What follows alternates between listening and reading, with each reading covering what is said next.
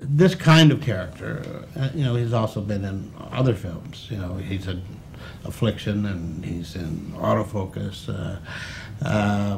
I have always been interested in a kind of male character who's sort of on the fringe of society, acting against his own best interest, but can't figure out how or why he is. Wants to be part of society, isn't quite part of society.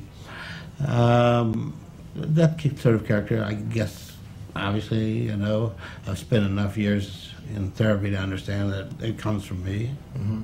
And they find themselves betrayed by the people whose love and acceptance they most crave. I had just been thinking about this character in American Gigolo and sort of wondering what would become of a person like that in midlife. And I thought to myself, well, he'd be witty and he'd be funny and his skills would be social. He'd probably be out of the closet.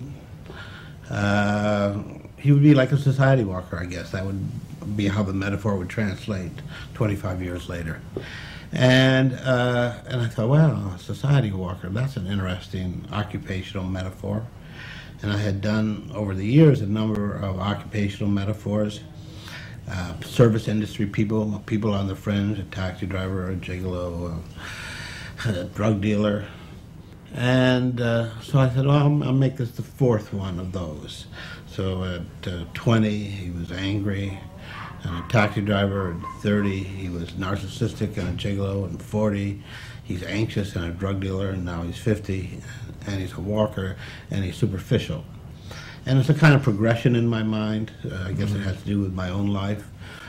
It's not a direct line between the characters, but they are sort of connected in my own mind. So, I mean, God's Lonely Man, that was Travis, right, in Taxi Driver.